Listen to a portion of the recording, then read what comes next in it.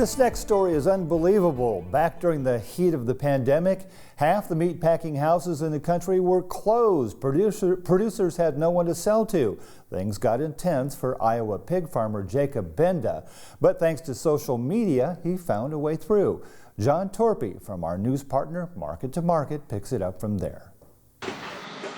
A little over a year ago, Market to Market visited Iowa hog producer and grain farmer Jacob Benda to learn more about how the global pandemic was impacting his operation. At the time, nearly half of the nation's packing houses were closed, and consumers were looking at a cut in supply. The situation put Benda and his father Brad directly in front of some tough decisions. That awful realization of if you had to actually euthanize pigs to, get to be able to take that next group of babies coming in, or you would try and find somewhere to put them for a temporary holding. There's so many different things that you can do, and then ultimately, if none of that can be found, then you'd have to euthanize the animal. Benda had another idea. He turned to social media and began reaching out to potential customers through Facebook Marketplace in a desperate attempt to find buyers for his hogs. And it worked. It started off with, friends sharing, and then friends of friends shared it, and the friends of the friends of the friends that shared it, and within, I believe, 2 days, it was over a couple thousand shares. If I was able to go through and actually respond to everybody on Facebook, I would have that building, that 1,200 head building, sold over probably twice. 1 year later, Benda says the calls from people wanting to buy pigs directly from him kept coming, even as the packing house bottleneck began to ease. The traffic as far as requests for people wanting to buy pigs didn't slow down at all. I mean, it picked up quite a bit. I mean, I had to take down that post, because it was just getting blown up out of proportion.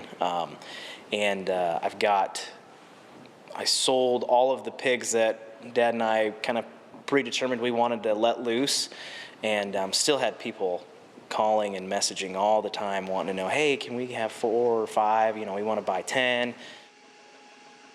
Jacob Benda farms roughly 2,700 acres and raises 5,000 head of hogs annually with his dad and uncle on a farm a few miles north of Toledo, Iowa.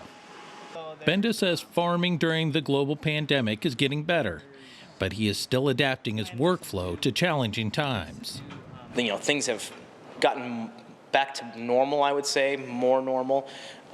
It's still a little bit of not a nightmare with scheduling to getting pigs into the processor, but just more of instead of I could call up, 2 weeks before, now I need to be at least a month in advance.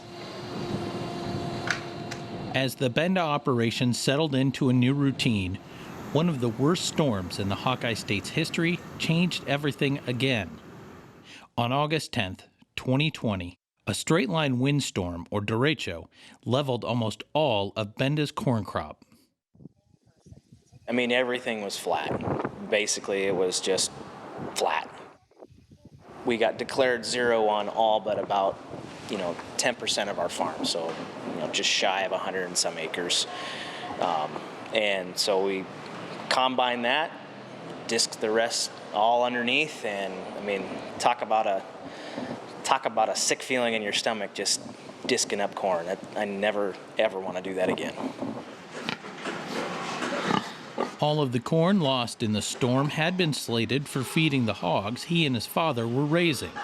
All right, so we got to buy corn now. We don't have, we feed about 50,000 bushels of corn for those pigs per year. And so we didn't have those bushels.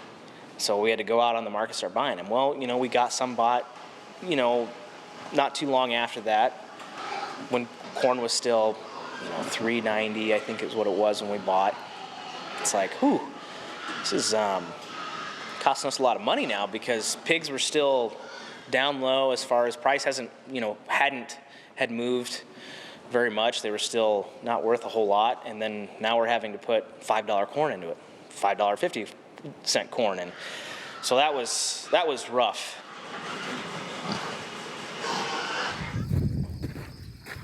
The August storm also destroyed several buildings on the farm, causing the Bendas to scramble to find shelter for their most recent delivery of hogs. They'd been there about a week. With the whole incident, we lost about 10 from the storm. They had to spend, the night, that first night, in the open, and then the following day we were able to find a open building up in Marshtown and actually get those pigs moved up there. The storm's impact was felt well into fall, as debris from the hog building added headaches during harvest. And so when the neighbor was combining that field, he let us know, and a couple of us went and would basically walk in front of the combine while he was combining each pass where that whole, debris field was.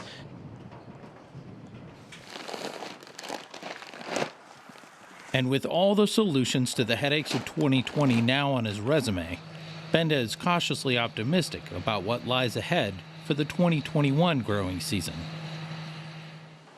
Looking back now, seeing where we are at now, where commodity prices are now, and going back 6 months, it just makes a guy wonder even more going forward. Okay, is where we're at now, is it sustainable? Is it going to sustain this way, or are we just building a bubble and a hill to fall back down on?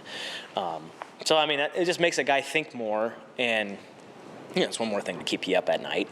So no big deal.